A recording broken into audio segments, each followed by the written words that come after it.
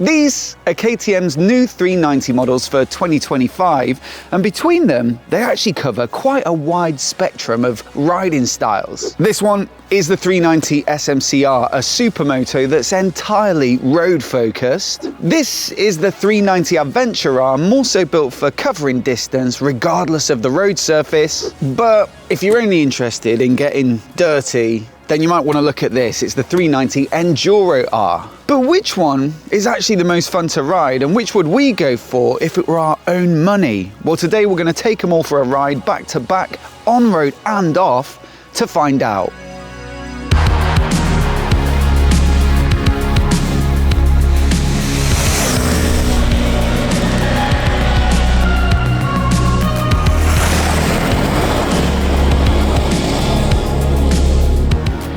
So let's kick off, I think, with some road riding, and for that I think your choice is really down to these two, the Supermoto or the Adventure. With this one, the Supermoto, it's got the same chassis, it's got the same 230mm of suspension travel, but of course it's on those Diddy 17-inch road bias wheels, wrapped with Michelin's Power 6s, so if you want to go off-road, probably don't go on these. All of them get the revised LC4C single-cylinder engine. It makes, I think, just over 40 horsepower peak and 39 Nm of peak torque.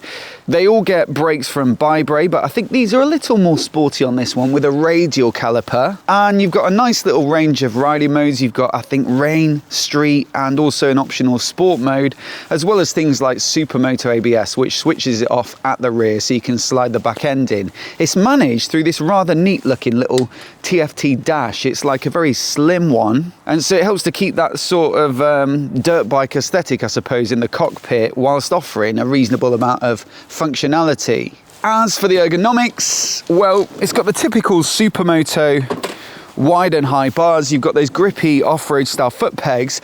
But I will say this is not actually the biggest bike you'll find in this particular motorcycle genre. It's 860mm in the seat, so far lower than, for example, something like the 690 SMCR, which is 1mm shy, I think, of 900mm. I actually think this is going to be a lot of fun on the road, very maneuverable of course, and it's also super slender. I think it's 161 kilograms, fully fueled up, although admittedly it's only a 9-litre tank, so they're not adding a particularly great amount of mass with the fuel. The Adventure though, well, it's similar-ish to that bike. It has a lot in common with it, but there are certainly some very clear adaptations to make it A, better off-road, and B, better over distance. So you've got the spoked wheels with the 21-inch front and I believe an 18 at the rear. Mitas Enduro Trail Plus tyres, so a little bit of an all-rounder, and also it's an axial brake caliper up front rather than a radial caliper, so perhaps a little less bite, which can be preferable if you're riding in situations where you don't have buttloads of grip. Now, like I say, they all get 230mm of travel with this adjustable WP Apex suspension, and so it's not necessarily taller in terms of the suspension, but of course those slightly bigger wheels and I think a slightly different riding position do mean that this one comes in, I believe, at 870mm, so quite a tall bike. I'm not sure if there are some options, let's say, in the accessory catalogue for moving that up and down, but as standard, yeah, it's certainly not one for those who are short of leg. Tank, this one goes up to 14 litres, I think, so you will get a bit more distance out of it. If you're looking for an off-road bike that can do the bits between the trails, then this is certainly going to be on the short list, I reckon. And you've got a bit of a windscreen, some handguards to keep a bit of chill off your hands, as well as protection off-road. And also, this is the bike of the three that gets the biggest dash. It's the sort of, I think, 5-ish inch. Is that a 5-inch? I don't know, mate. What are you comparing? Yeah, it's more of a rectangular dash than a little slice. And so, yeah, if you're looking at using it for the connectivity stuff like navigation, it's just going to give you a touch more screen space, and that's definitely going to be beneficial. It also has chunkier switchgear. It has a more comprehensive feel in the cockpit. And yeah, I'm really looking forward to this one because we've had a lot of new bikes recently in this sort of affordable small to mid capacity adventure bike market, like the Himalayan 450, like the CF Moto, the 450 MT, and I think they're a really good proposition, especially if you're not wanting a big, heavy adventure bike. So I know KTM have had their difficulties over the past year or two, but I reckon this is going to be a really good offering, given their expertise in this exciting little growing market in the adventure segment. Anyway, that's enough of me waffling on about specs. I think we should gear up, Tim, and get out for a bit of a road ride to see how these two compare. Unfortunately though, that means leaving the 390 Enduro behind. But fear not, as I've got my trusty Lightlock along with me. You see, Lightlock make the ultimate motorcycle locks with a special coating called Baronium that helps to make them resistant to angle grinder attacks. They even let us go to their factory recently to try to cut through them ourselves. And while a regular non-armoured lock took a matter of seconds, well, their X3 shredded 2 discs before we decided to give up. So look, if you're serious about motorcycle security, then this should definitely be one of your layers, and I'd thoroughly recommend checking out that video, which I'll link to in the description below. On top of that, we've got a discount code specifically for our viewers, and so I'll put that down there too. And a massive thanks to Lightlock for supporting the channel and making this video possible.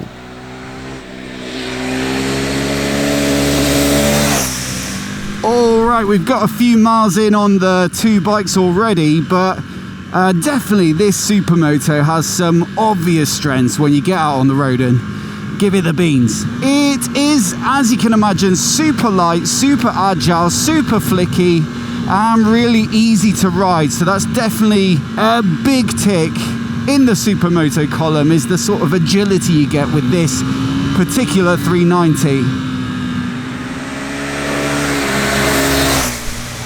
Then I'd say the brakes are just that little bit sharper with that radial caliper. There's a notable improvement, let's say. They feel a bit sporty and it can definitely haul it up pretty quickly. And then also I'd say suspension on all these bikes is going to be good, but just noticing it on here, WP suspension, lovely stuff, especially given the price point, and to get adjustability, to get it dialed in, I think at this level is impressive. On top of that, I will say I do really like this new little TFT dash. It's impressive how much functionality they've managed to squeeze into it for such a small dash. And the design of the graphics is good, it's easy to read. But yeah, there's also quite a lot in there in terms of features and different modes and settings, and it's all squashed in very intuitively. Most of it you just navigate with this joystick on the left-hand switchgear.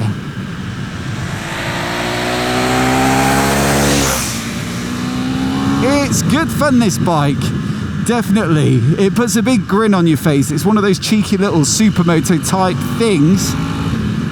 And the only criticisms I potentially have is, number one, like the Sparkpillen 401, I think, that I rode earlier this year maybe, or last year, it's quite easy to stall it when you're pulling away. It doesn't have much guts right at the bottom.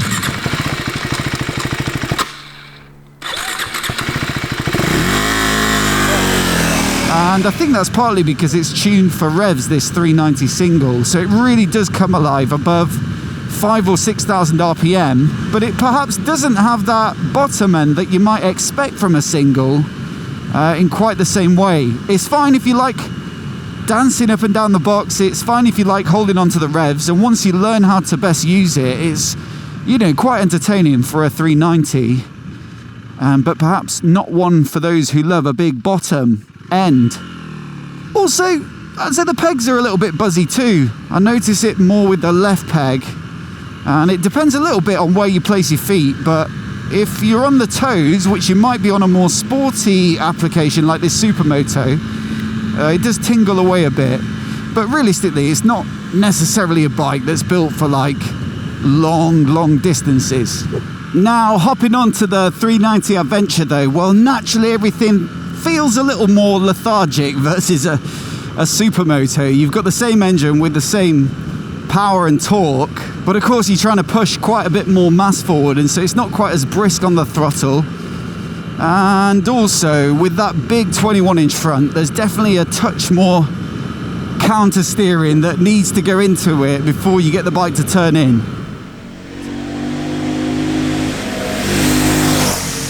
Also, like I say, the axial bi-bray front caliper doesn't have the same urgency either, although that is realistically by design. So yeah, it's not quite as engaging if you are trying to whip through some corners.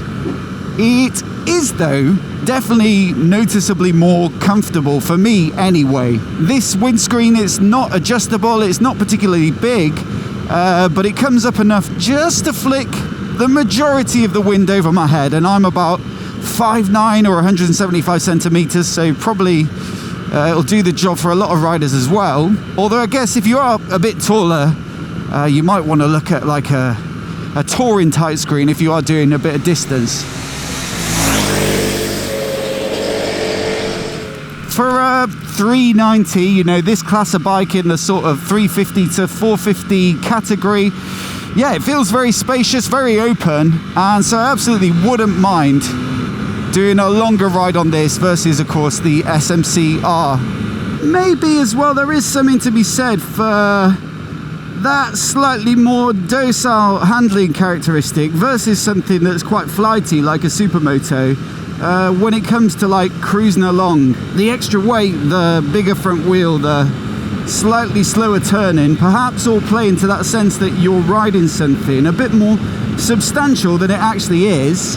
And out of the two, this is the bike that certainly has more of that big bike feel to it. But yeah, it feels very nice. I can see how this would be a good competitor for the CF Moto 450 MT, for example, a good competitor for the Enfield Himalayan 450. Although I suppose a little bit of off-road riding would be sensible before drawing any conclusions in that sort of regard. So look, two great options if you want to do road or a bit of road, but I think if you want to ride majority off-road, then you're going to be sorely tempted by this Enduro R. In some ways it's more like the Adventure in that it's got the 21-inch front, the 18 rear, it looks a bit more off-roady, and you've got a much taller seat height of 890mm on this one, which of course is going to make it easier to transition between sitting and standing up because you don't have quite so far to go. Thing is though, it's also got a little bit of a stripped back feel with some stuff in common with the Supermoto. So it's got the smaller 9-litre tank, it's got that smaller TFT display, and there's no wind protection, you've just got a little fly screen, and also you've got the more simplistic switchgear too, so it does feel like a more bare bones, almost dirt bike-esque sort of bike if you're looking at it from this angle. I guess the thing is as well, the benefit of keeping it very simple is that you do shed a bit of weight versus the 390 Adventure. So that one comes in at 176 kilograms, I believe, fully fueled up, and granted it does have that bigger tank. Whereas this is pretty close to the Supermoto, not quite as light, but 165 kilograms, which sounds very manageable indeed, especially if you're coming from a bigger bike sort of off-road background. Anyway, Dom, the KTM PR, has given me a bit of an off-road route today that's local to the office here, although he is currently away on a press launch, sunning himself in Europe somewhere. So I'm very much hoping, Tim, we don't go and get lost or stuck in the mud. He said someone came back last week absolutely caked in mud, mate. So let's see how this goes.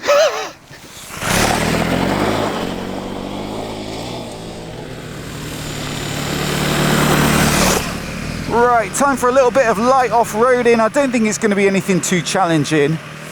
But hopefully a bit of an impression for the sort of stuff that people are doing on a bike like this. I think it's realistically not going to be hardcore enduro, but more of that adventure and gravel riding for this bike, and maybe stuff that's just a little more challenging on the Enduro R.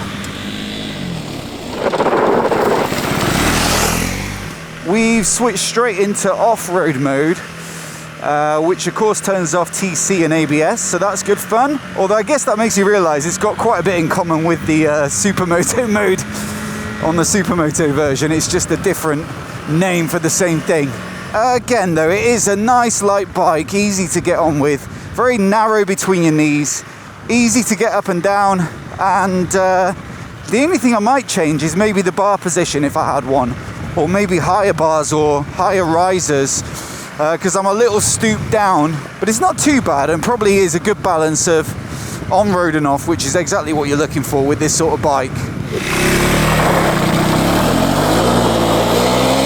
Woo! Now this is fun. It's crazy that it's not that different from the 390 Adventure, but there's just something about this bike that makes you just want to light it up all the time and slide when you stop, and yeah, it just brings out that silly side.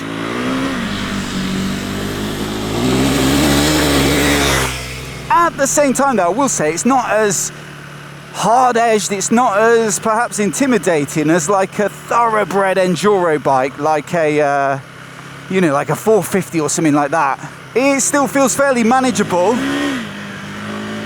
and it's fairly good on the road as well, but it just has that extra litheness that I think makes it a touch more enjoyable off-road. And I'm sure as well on this really loose stuff, the tyres are helping a bit too. Just that little bit more knobbly, a little more grip, and so you feel like you can afford to play around a little more. And so yeah, very, very, very, very good fun indeed. Do you think the bars are the same on these? You think these are a little bit higher? I think they're a touch higher, look. Although you're downhill from me. I don't know, there's not a lot in it if you look at the risers and the... But maybe it's the seat height. There's just something a little bit different about the ergonomics on this that feel better to me. Anyway, let's keeping on. The only thing I will say is I still keep stalling it like the bloody Supermoto. Right at the bottom of the revs when you just start to let the clutch out. Maybe it'll free up a bit once you run it in. And I'm sure you just habitually start giving it that little bit more revs. But still, today it is a bit of a nuisance. What? You missed the turning? Tim's on navigation duties because we only put one quad lock on the Adventure because it's the one we were using for both parts of the video. It's always annoying to be the one navigating though. Oh, you don't want to be down on that on the right. But this bit, the Enduro is absolutely eating it up. Whoa! Whoa! Grass. Now onto the all-important price, which I think, you know, for all of these bikes is pretty good value for money. This, the Supermoto, comes in at 5,699. This, the Enduro, having plenty in common with it, also comes in at 5,699. And then this, the Adventure, is 6,699. £1,000 more for a bigger tank, a bigger dash, a bigger windscreen and all that. But I think you've kind of got to think about just how much more versatile this one is and how much more you could use it for. To me, an extra grand for all the extra use I would get out of it seems like pretty good value. That said, you know, that's a kind of logical way to think about it, and sometimes you've just got to buy a bike with your heart. So which one did we have the best time on? How are we going to do it fairly? I think hold up finger one if it's the Supermoto, okay, 2 for the Adventure, 3 for the Enduro. Yeah. I can already see. Yeah. So hold it up to the camera. 3, 2, 1. Yeah, Enduro, innit? Yeah. You were saying though, on the way back, this is a different beast, innit, to the previous Gen 390 Adventure. Yeah, I had the previous one for a long-termer, and I liked it, but obviously it had some shortcomings when it comes to going off-road, seriously. Quite low slung, wasn't it? Yeah, there was certain things, but like, to me, that one felt a lot more comfortable than I remember the old one feeling, so I wouldn't hesitate at all taking that off-road. But it's that one. I mean, the Supermoto is great as well, sorry. I should add, you know, lightweight. Yeah. But I always think Supermoto is like a sort of niche interest or discipline within motorcycling. I'd probably, if I was riding on the road, take a 390 Duke or, 390 RC or RC 390. Yeah. But it is good fun. I get it. I get that kind of appeal. But you can tell probably in the footage, I'm not tipping the bike. I'm like leaning off it. And so it's just not natural to me. This is a great all-rounder, but that was the one that had me playing around and giggling and having a bit of a laugh. It's childish, but like in a really good way. Yeah, and not, I was saying, you know, as perhaps intimidating as like a full-on 450 Enduro. It's not that kind of bike. It's a little more friendly, a little bit more road capable. But I really enjoyed it, and it's the sort of bike that makes you just want to do loads of trail riding or green laning and that sort of thing. Anyway, as always, love to know your thoughts on the bikes and whether you are a Supermoto fan, or would you take the all-rounder or the one that's more off-road focused. I'll also put on the screen now a video where I compared in this very spot, mate, the entire Duke lineup. So 390, 990, 1390. Rode them all back to back. Filmed that on my own as well, and it was hard work. It's easy when there's two of you. Do hit subscribe as well for more of the latest motorcycle news and reviews right here on MOTOBOB. A massive thanks for watching today, and we'll see you next time.